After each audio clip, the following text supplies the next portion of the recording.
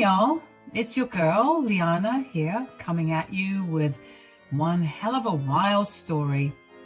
This one's gonna have you clutching your pearls, I'm telling you. It involves my crazy ex-mother-in-law pulling some seriously unhinged antics. To give you all some context, I'm a 29-year-old journalist living my best life out in New York City nowadays, but this all goes back to when I was still stuck in my crappy hometown in Texas, married to my cheating ex, Tommy. Tommy and I had been high school sweethearts and all that mushy-gushy crap at first, but boy oh boy did that fairy tale romance turn rotten real quick once we tied the knot. The dude completely did a 180 from the sweet charming guy I fell for back in the day. Turned out, my dear husband was a gaslighting, manipulative snake who thought he could just walk all over me like a doormat. The emotional abuse started getting bad just months into our marriage. He'd berate me constantly, talk down to me like I was stupid, and make me doubt my own reality. And that's not even getting into the times he'd get physical too, when his temper would flare up over the smallest things. I'm talking holes punched into walls, objects being thrown, that kind of scary stuff.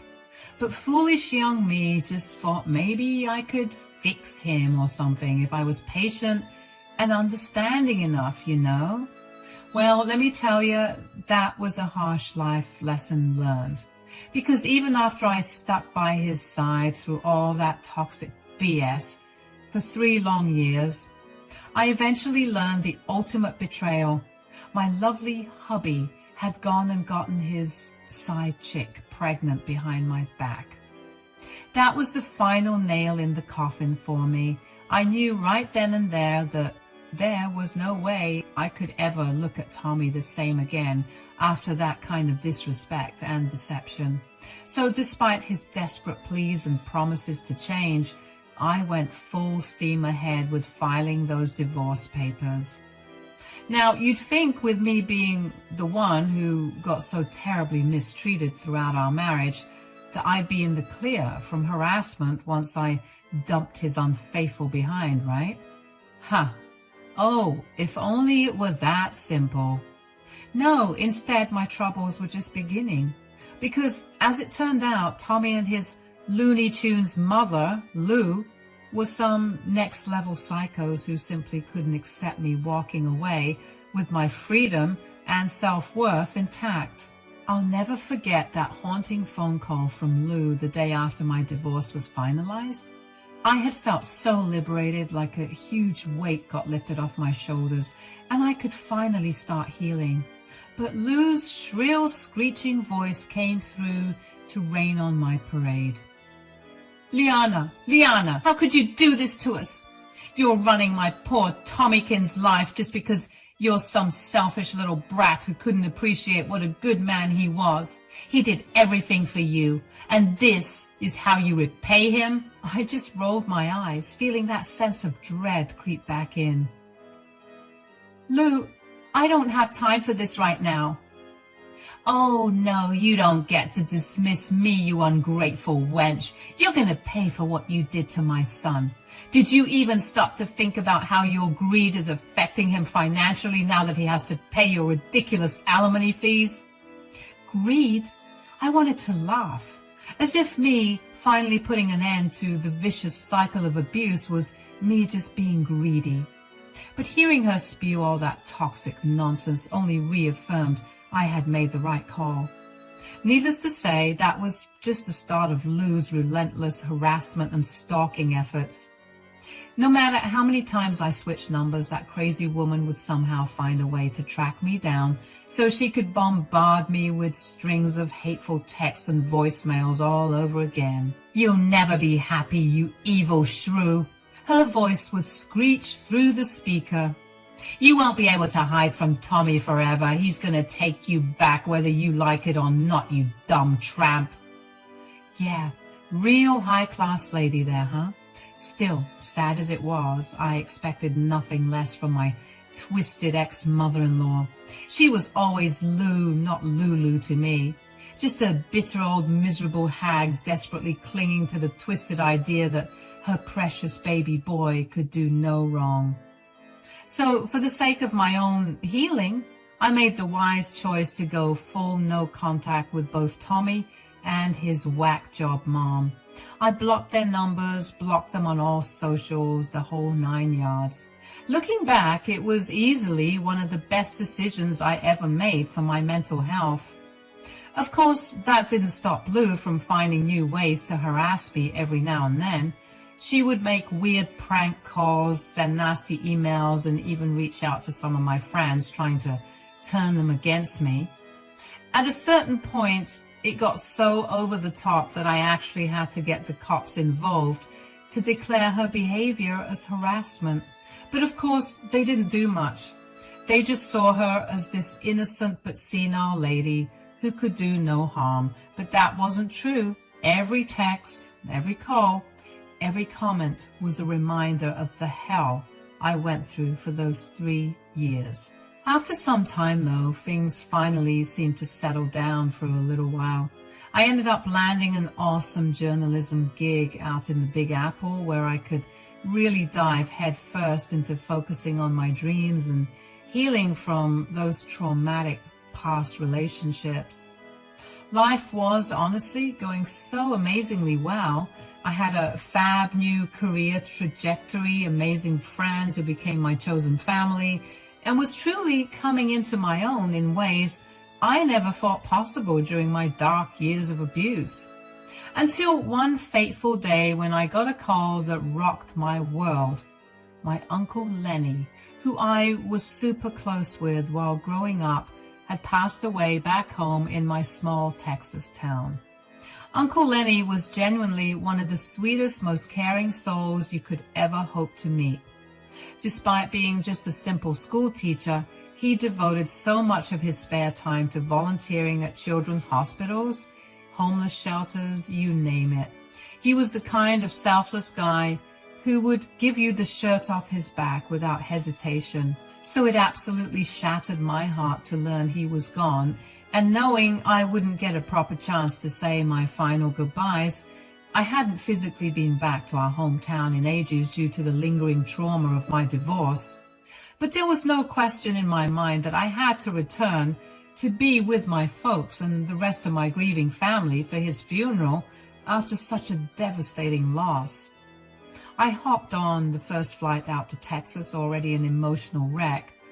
Saying goodbye to that sweet man was going to be one of the hardest things I ever had to do. What made it even harder was knowing what else awaited me back in that godforsaken small town. The possibility of running into those toxic leeches, Lou and Tommy. See, Lou was never just my ex-mother-in-law. She had grown up and spent her whole life in the same area, so running into her out in public was pretty much inevitable, since our families had deep roots there. And of course, wherever Lou's wretched presence festered, Tommy was never too far behind like a whipped puppy. Still, I tried to put my fears and apprehensions aside for Uncle Lenny's sake. When my Uber pulled up to my childhood home, I just focused on reuniting with my folks and honoring this beautiful memory. And that's what really mattered most. As I got out of the car, the first thing I noticed was my old friend and former city council member, Lester's truck parked in the driveway. Of course, he would be here. I thought with a sad smile. Uncle Lenny had done so much volunteering and charity work over the years that he inevitably became super tight with all the local politicians and community leaders. Lester was probably one of his closest friends. I felt a comforting warmth knowing someone like him would be here for my family during this heavy time. Uncle Lenny's passing had been a huge loss for the whole town, not just my relatives, so I took a deep breath, walked up that all too familiar long driveway, and headed inside, bracing myself for lots of hugs, tears, and difficult goodbyes over the next few days. My parents were an absolute wreck as expected. We spent the first several hours just drinking tea and swapping old stories and anecdotes about Lenny back when we were kids. I couldn't contain my own waterworks either, as more and more heartwarming memories came rushing back of what an amazing uncle and human being he had been in life. Lester himself was there pretty much from the moment I arrived until well into the evening, too. He was a total rock for all of us through the grieving process, offering so much compassion and even laughing along whenever we'd fondly recall Lenny's incredible sense of humor, too. A really great man. As evening fell, Lester eventually had to head out despite all of us wishing he could stay longer. We would miss that comforting presence over the next few days as we prepared for the upcoming funeral service. Just when I thought the night's poignant grieving session was winding down, though, I got a notification on my phone that made my blood run cold. It was from an unknown number, but I knew exactly who was behind it. That deranged hag, Lou. Sure enough, when I opened up the message, there was a picture of a smashed-up car with its windows busted out sitting in my mom and dad's driveway. The text above simply read, "That's what you get for divorcing my son." A chill ran down my spine as I quickly realized this was just the latest vile move in Lou's twisted harassment campaign against me. Despite trying to start a new life far away from their toxicity, that psycho was still dead set on tormenting me for daring to escape her precious son's abuse. Of course, she'd known that I would be home. She was probably stalking the area all day. "For real?" I muttered under my breath. This woman was really going to threaten me even while our family was in mourning? Talk about a new low. In a sudden flash of anger, I tried to call the number back, but it went straight to voicemail. Figured that a deranged woman would set up a burner just to get my hopes up before disappearing again. I felt a surge of adrenaline as the realization hit that Lou had followed through on her twisted threat after all. "Everyone, we need to go outside right now," I yelled, causing my parents and Lester to jump in surprise. Not waiting for a response, I bolted towards the front door and flung it open, the others following closely behind me, asking me what the matter was. And there it was, Lester's truck sitting in the driveway, just as decrepit and destroyed as the photo Lou had sent me depicted. The windows were entirely shattered into a million pieces, littering the driveway. Long gashes were carved deep into the door panels, warping the metal frames. One of the tires had been slashed open too, leaving it completely deflated and bent at an unnatural angle. "Oh my God," I heard my mom gasp behind me in horror. Lester, on the other hand, said nothing. His entire body seemed frozen in a state of utter disbelief and fury. Taking a deep breath to steel my nerves, I turned to face them and show them the message. "Who is this?" It was my ex-mother-in-law, Lou. This is her doing. Lester's eyes widened as realization crashed over him too. "The woman you told me had been harassing you for years, since your divorce?" I could only nod solemnly, feeling my face burn red hot with shame and guilt. This poor man had always been there for me, and now he was here with our grieving family out of the goodness of his heart during our time of mourning. And now his generosity had been violently repaid with Lou's blind vengeance simply because I was the target.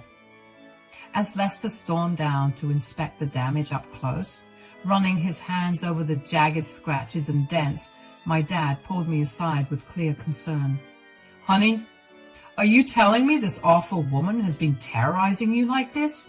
Even now, after all these years?" Tears welled up in my eyes, but I blinked them back defiantly. I wasn't going to let Lou reduce me to a sniveling mess anymore. Not after all the hard work I'd done at reclaiming my sense of self-worth. Unfortunately, yes. She's become totally unhinged ever since the divorce.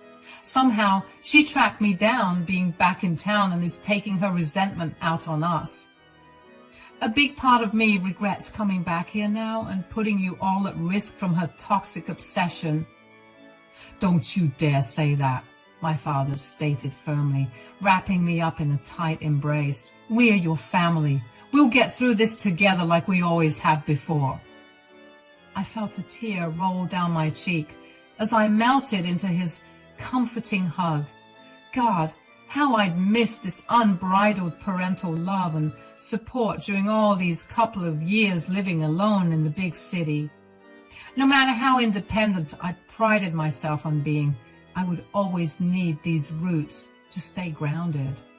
The tender moment was shattered, however, by Lester's enraged bellow from over by the driveway. Unfreaking believable! Someone clearly has a death wish targeting me like this, he snarled, slamming his fist down against what remained of his truck bed. Taking a deep breath to regain my composure, I headed over to try and de-escalate the situation before the kind old man did something rash. Lester, I'm so sorry you got dragged into the crossfire like this. I never imagined Lou would go so far as to take her vendetta out on you too. He leveled me with an intense glare, the raw fury and hurt still radiating from those eyes. So help me understand then, just what kind of a person are we dealing with here? Do I need to be watching over my shoulder everywhere I go now in case she's got more unpleasant surprises in store? No. Despite her clear lack of boundaries, Lou isn't the kind of unhinged lunatic who would physically threaten or stalk anyone. She much prefers fighting her petty wars from the shadows through sabotage like this. The real scary part is just how deranged her vendetta against me has gotten. If she's willing to turn it towards destroying the property of total strangers now too. Lester seemed to consider my assessment for a few moments before squaring his shoulders with a resolute nod. In that case, I believe it's time we return the favor and fight back through more official channels then. Despite the direness of the situation, I felt a glimmer of hope stir in my chest. You're going to take legal action against her? You're damn right I am. Harassment, property destruction, everything. And as one of the longest tenured council members in town, you can bet you're behind. I've got plenty of connections to make this an open and shut case too. Scribbling down Lou's full name and home address on a little notepad, I passed the details along to Lester.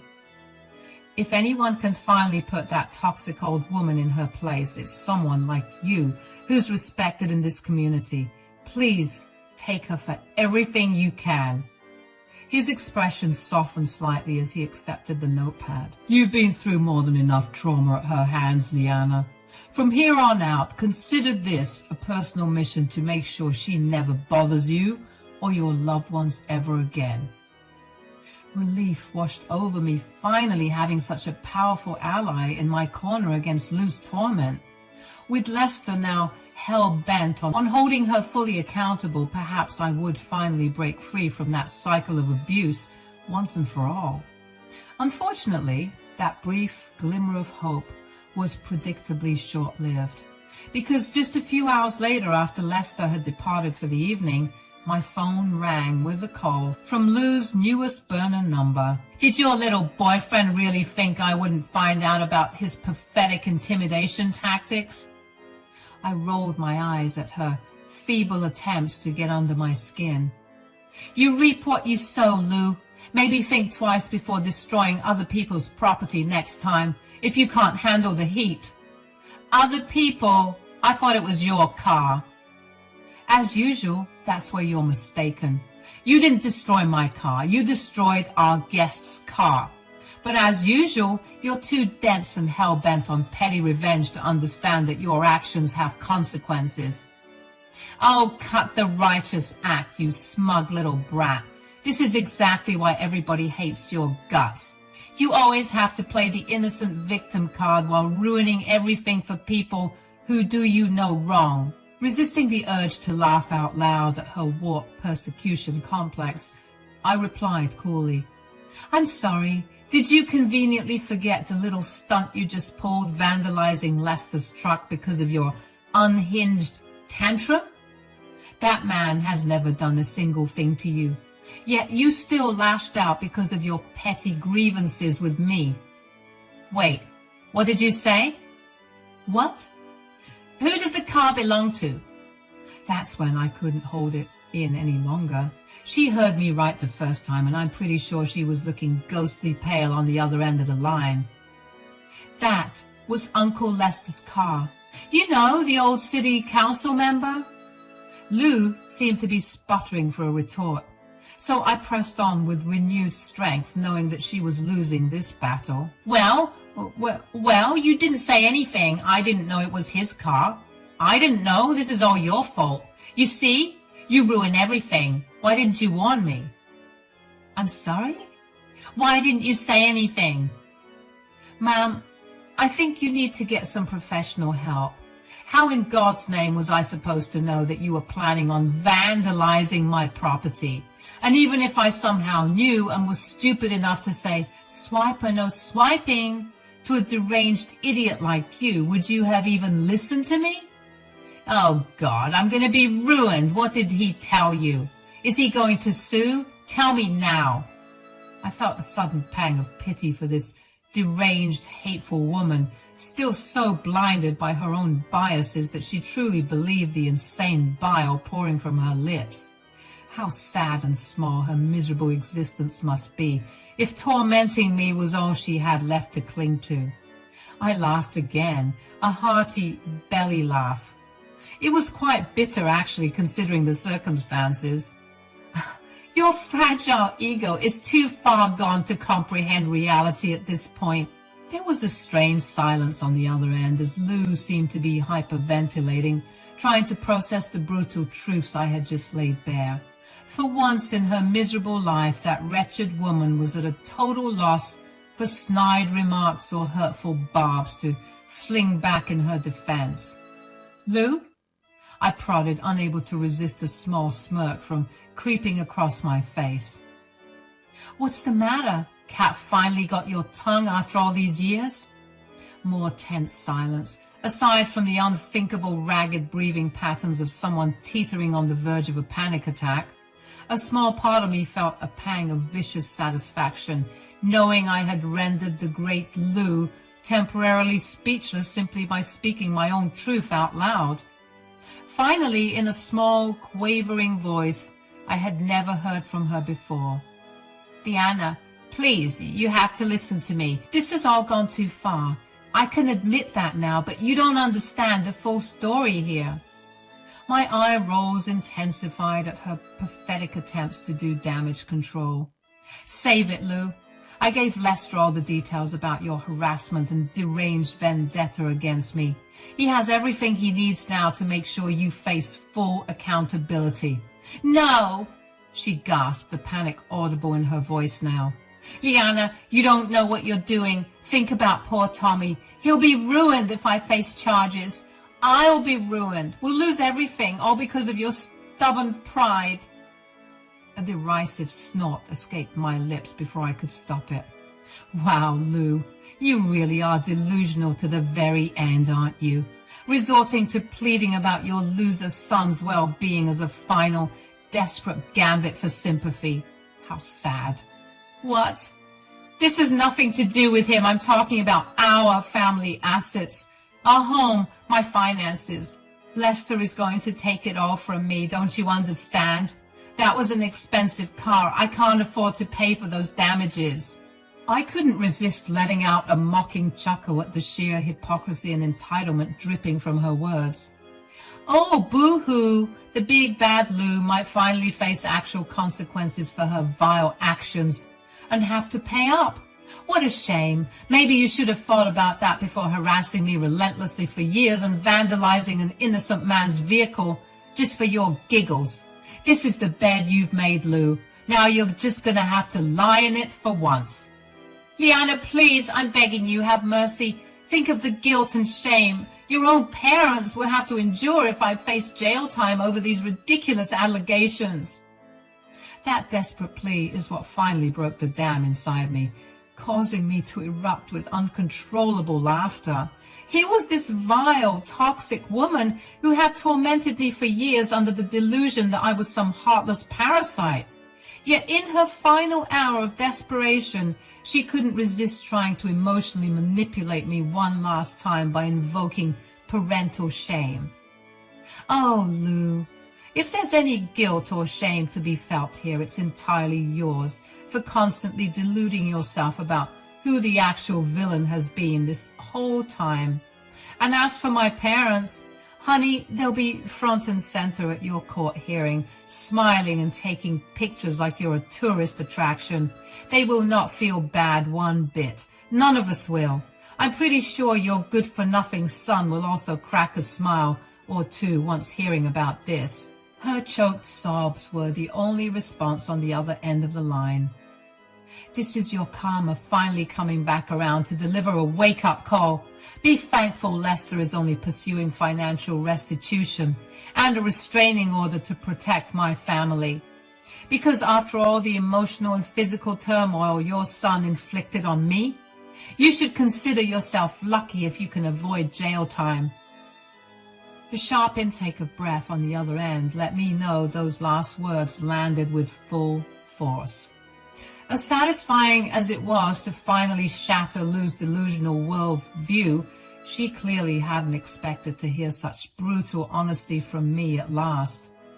Before she could muster up a response, I swiftly ended the call with a definitive "Goodbye, Lou," and blocked her number immediately after.